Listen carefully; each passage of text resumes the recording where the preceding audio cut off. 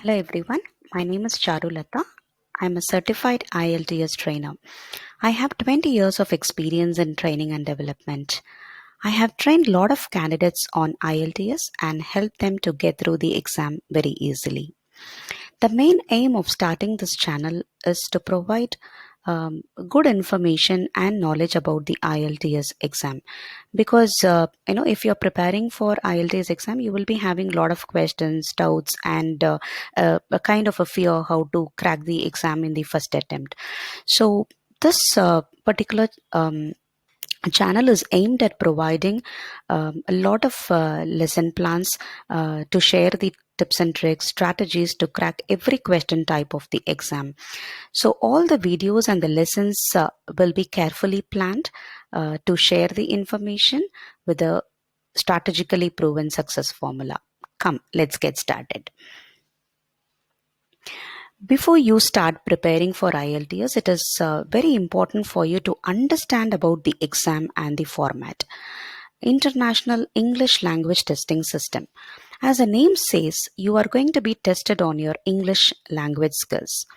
The exam is owned by Cambridge and the test partners are British Council and IDP. So you can take up the exam either at the British Council Centre or at the IDP Centre. Who are all will be taking up this exam? If you are planning to go to any of the English speaking country like Australia, Canada, New Zealand, UK and USA, you should be opting to write this IELTS exam. There are two types of the exams available in IELTS. One is general, another one is academic. So you should be very careful in choosing the exam type. So which suits you? You should be deciding which exam is suiting you. If you're looking for migrating to Australia or Canada or wanting to go abroad to any of the English speaking countries for a work experience, you should be choosing the general exam. If you're a student and opting for a higher education in any of these English speaking countries, then you should choose academic exam. So why we need to be choosing this exam type? Because the content of the exam structure differs. Supposing if you're taking the general exam, you will be tested on your English language skills to check whether you are able to survive in the English language in the social and the workplace environment.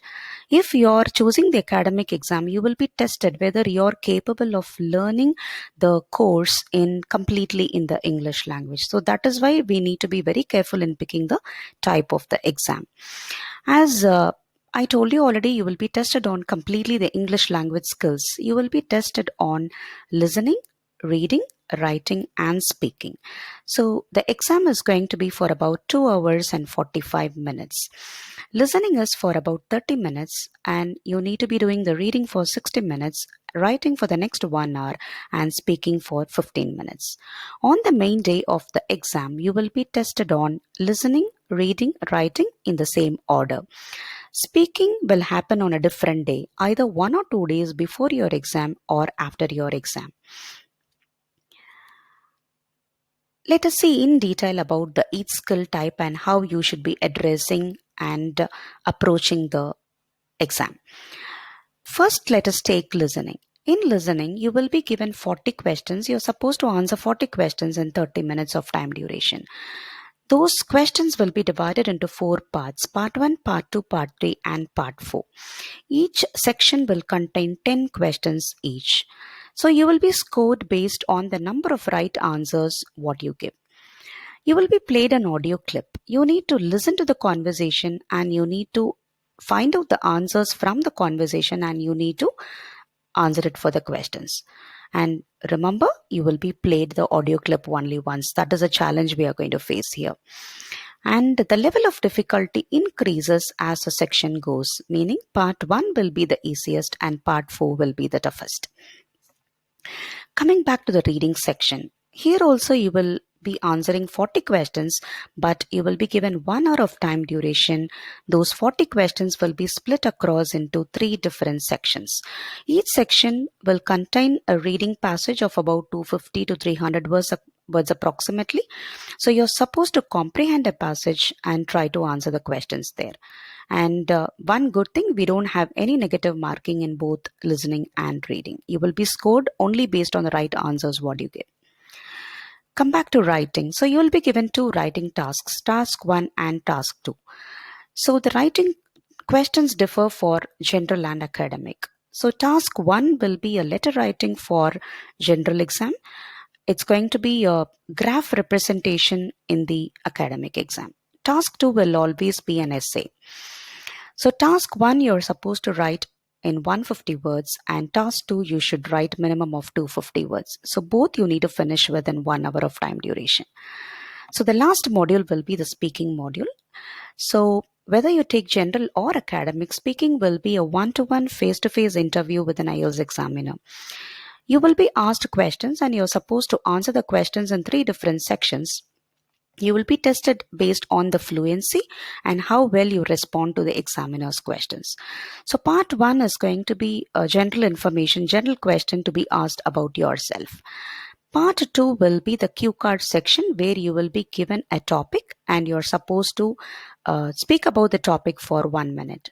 The part 3 will be an extension of part 2, I would say. You will be asked the questions by the examiner based on the topic what you spoke in the section 2. So all the 4 skills you need to be giving your best if at all you wanted to get a good band score overall. When I say band score, you should be knowing how you are evaluated. That is very important. You need to understand about the evaluation pattern.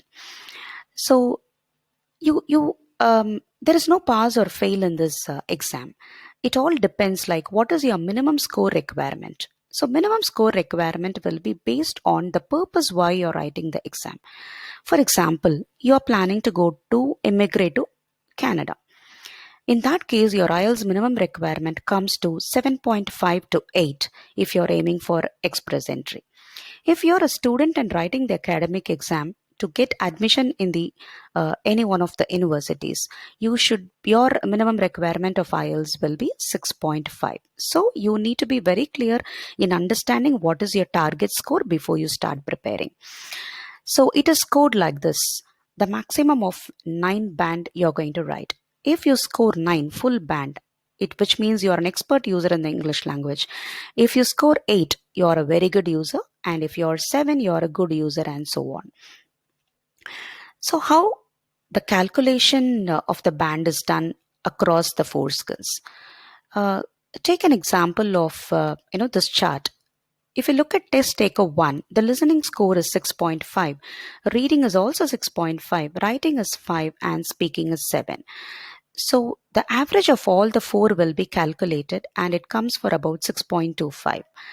If the score average is above 0.25, you will be rounded off to the highest band. So the band overall will come to 6.5. Take another scenario of a test taker number 3. Listening of 6.5, reading 6.5, writing 5.5, and speaking is 6. If you consider the average, it comes to 6.125. So it will be rounded off to the lower band. So the overall band score for that test taker would be 6.